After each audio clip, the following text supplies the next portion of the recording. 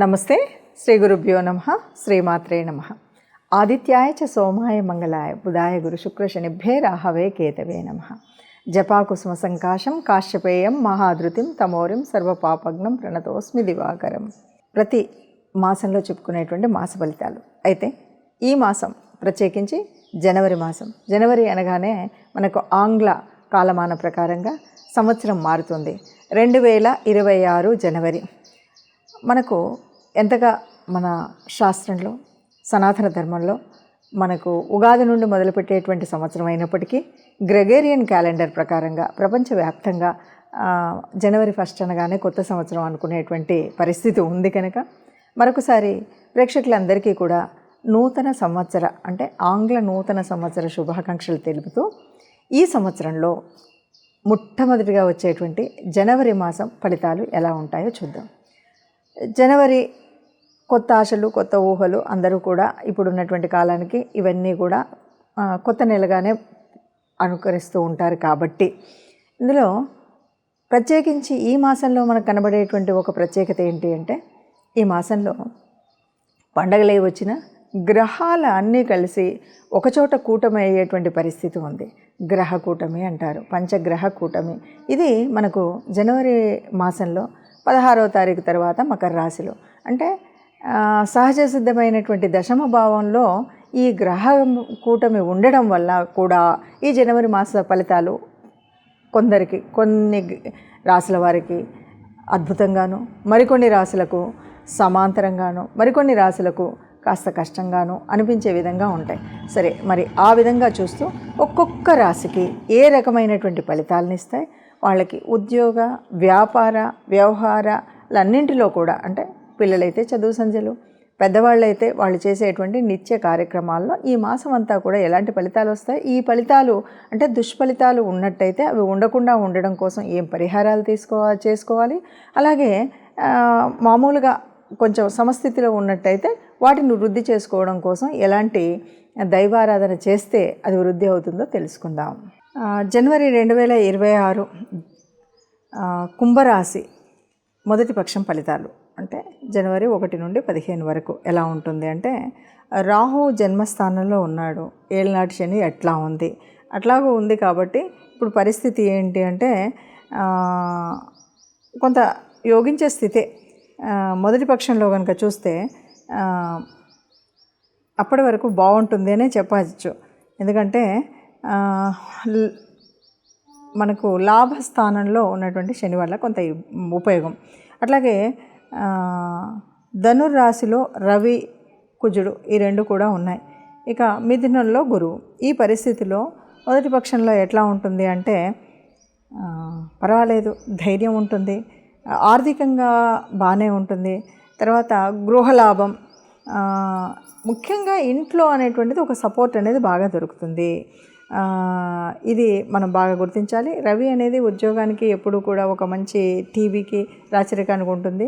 అట్లాగే ఇవన్నీ మనకు కనపడతాయి. ఉద్యోగంలో ఎదుగుదల ఉంటుంది. ఆకస్మికంగా కొంత ధనలాభం వచ్చేటువంటి పరిస్థితి ఉంటుంది. వీటితో పాటు స్థాన చలనం, ఉద్యోగ మార్పు అనేది మాత్రం ఉంటుంది.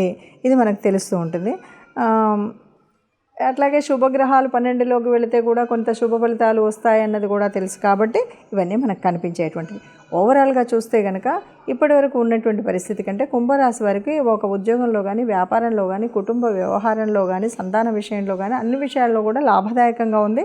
అంటే ఒక ప్రోత్సాహకరమైనటువంటి వాతావరణం ఉంటుంది తప్ప ఎక్కడ చెడు జరుగుతుంది, ఏదో ఇబ్బంది జరుగుతుంది, ఏళ్ళనాటి శనిలో ఉన్నాము అనేటువంటి పరిస్థితి కాకుండా కాస్త ఇప్పటి వరకు ఉన్నటువంటి స్థితి నుండి మంచి మార్పు వైపు మాత్రం వెళుతుంది అని చెప్పొచ్చు.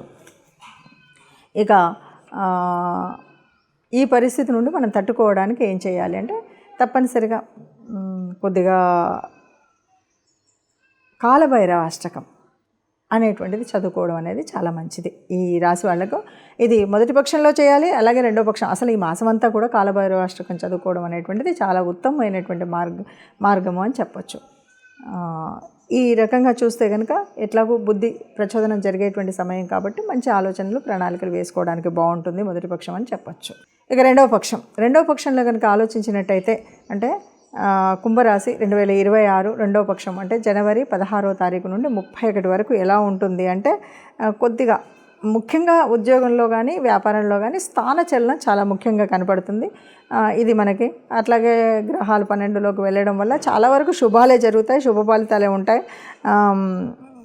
కానీ ఆల్రెడీ మనకు ఏలినాటి శనిలో ఉండడం వల్ల కొన్ని మాటల వల్ల తగాదాలు చుట్టుపక్కల వాళ్ళతో కానీ మనలో కానీ వీటిలో ఉంటుంటాయి.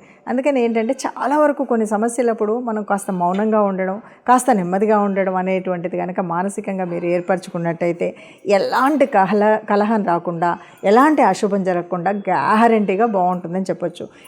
ఏ తగాదా వచ్చినా, ఏ రకమైనటువంటి ఆర్థిక కానీ వ్యవహారికంగా కానీ వచ్చేటువంటి మార్పులకు మూల కారణం మీరు మాట్లాడేటువంటి మాట వల్ల. కాబట్టి ఆ మాట రాకుండా ఉండాలి అంటే మౌనంగా ఉండడం. అంటే ఎక్కడ ఊరికి అధికంగా మాట్లాడేసి అందరి దగ్గర ఏదేదో మాట్లాడే కంటే కాస్త మౌనంగా ఉండడం కనుక నేర్చుకున్నట్టయితే మీకు ఇలాంటి ఇబ్బందులు ఏవి రాకుండా ఉంటాయి. ఇది చాలా గట్టిగా చెప్పొచ్చు. ఇలా మౌనంగా ఉన్నప్పుడు మీరు ఆలోచించేటువంటి ఆలోచన విధానంలో చక్కటి ధైర్యం వస్తుంది. దాంతో పాటు కూడా మీకు ఇంట్లో మంచి సపోర్ట్ దొరుకుతుంది ఎప్పుడు మీరు మౌనంగా ఉంటూ చేస్తున్న పని చేసుకుంటూ వెళ్ళినప్పుడు. అట్లాగే ఉద్యోగం అనేటువంటిది మంచి ఎదుగుదల కనిపిస్తుంది. ఇంకా ఆకస్మికంగా కూడా కావాల్సినటువంటి ధనలాభం తప్పకుండా వస్తుంది.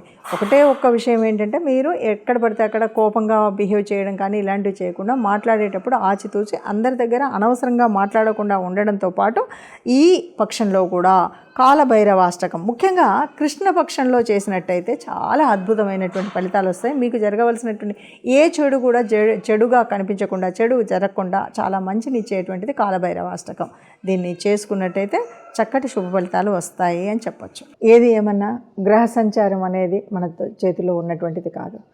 జన్మరీత్యా మనం ఏ రాశిలో పుట్టినప్పటికీ గోచార రీత్యా జరుగుతున్నటువంటి మార్పుల వల్ల కొంత మన రాశి మీద ప్రభావం పడడం అనేటువంటిది సహజంగా జరిగేటువంటి స్థితి.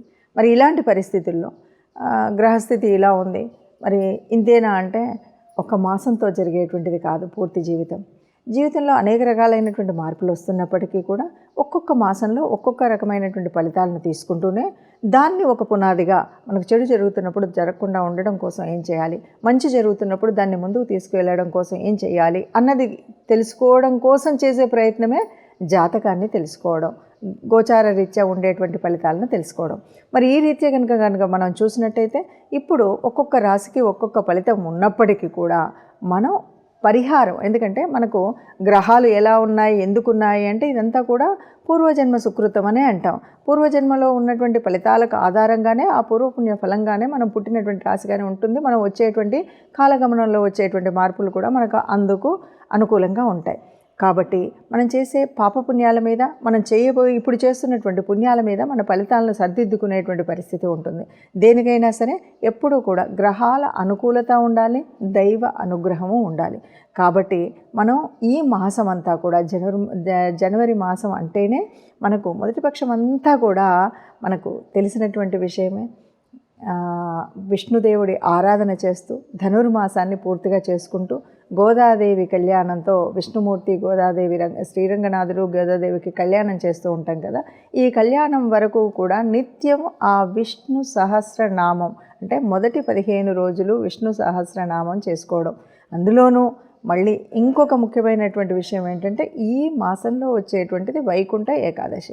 దీన్ని కూడా దృష్టిలో పెట్టుకున్నట్టయితే ఈ మాసమంతా కూడా మనం పుణ్యమైనటువంటి ఫలితాలను పొందాలి అంటే తప్పనిసరిగా ఆ విష్ణు సంబంధితమైనటువంటి ఆలయాలకు వెళ్ళడం, విష్ణు సహస్రాన్ని చదవడం, వీటితో పాటు ఎక్కడైనా సరే ఆ విష్ణు దేవాలయాల్లో ఆ ధ్వజస్తంభం దగ్గర దీపాన్ని పెట్టడం, ఇవి మనం చేయవలసినటువంటివి. వీటితో పాటు విష్ణు సంబంధితమైనటువంటివి కనుక ఇక్కడ ఏదైనా బుధవారాల రోజులో కానీ, లేకపోతే మనకి ఇప్పుడు వచ్చే వైకుంఠ ఏకాదశి రోజు కానీ, లేదు ఈ పండగ 3 రోజుల్లో మనకి వచ్చేటువంటి భోగి, సంక్రాంతి, కనుమ ఈ 3 రోజుల్లో కానీ మీకు తోచినంత, మీరు చేయగలిగినంత దానం, ధర్మం ఈ రెండింటిని కనుక చేసినట్టయితే ఈ మాసంలో మీకున్నటువంటి అనేక రకాలైన చెడు ఫలితాలు ఎవరికి ఏ రకంగా ఉన్నా కూడా పూర్తిగా తొలగిపోయి ఈ అడ్డంకులన్నీ పోతూ హాయిగా ఉండగలుగుతారు.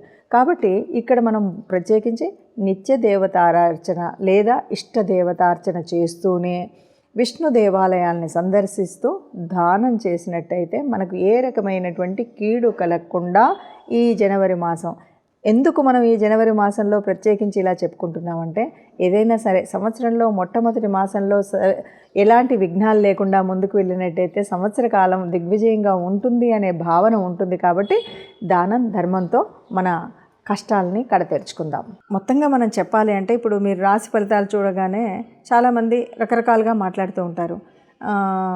అంటే ఏదో గ్రహస్థితి అన్నారు, మళ్ళీ ఏదో చెప్పారు, ఇది ఇలా కాదు మాకు ఇలాగే జరిగింది అంటే, కొంతమందికి 3 రకాలుగా మనం చెప్పచ్చు. ఒకటి ఏంటంటే, మన పూర్వ పుణ్య ఫలితాల్లో దాన్ని మనం బేరేజ్ వేసుకుంటూ వెళితే మన పాపకర్మల్ని వదిలించుకుంటూ వాటిని బ్యారేజ్ చేసుకుంటూ వస్తున్నటువంటి స్థితిలో కొంత కష్టం నష్టం అనేటువంటిది కనిపించేటువంటిది ఒక పద్ధతి. ఇక రెండవ పద్ధతి, మనం నిజంగా మనము మన రాశి ఇదేనా, మన స్థితి ఇదేనా అన్నది సగం మందికి తెలియదు.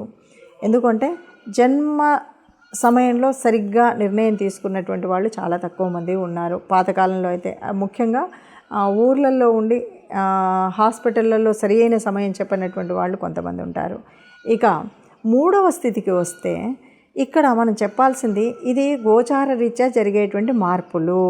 ఈ గోచార రీత్యా జరుగుతూ ఉన్నప్పుడు కోటాను కోట్ల మందిలో కొంతమందికి మాత్రమే ఎందుకు అవుతుంది, మిగతా వాళ్ళకి ఎందుకు అవ్వదు అంటే, జన్మరాశి మనం ఏదైతే జన్మకుండలి రీత్యా మన జన్మరాశి చక్రంలో మనకు కొన్ని రకాలైనటువంటి యోగించే గ్రహాలు, యోగించని గ్రహాలు ఉండడం వల్ల ఆ గ్రహస్థితి ఏ స్థానంలో ఉందో, 10వ స్థానంలో ఉంటే ఉద్యోగానికి నీకు ఇబ్బంది లేనటువంటి రవి ఉన్నాడు, చక్కగా గవర్నమెంట్ ఉద్యోగం అనుకోవచ్చు.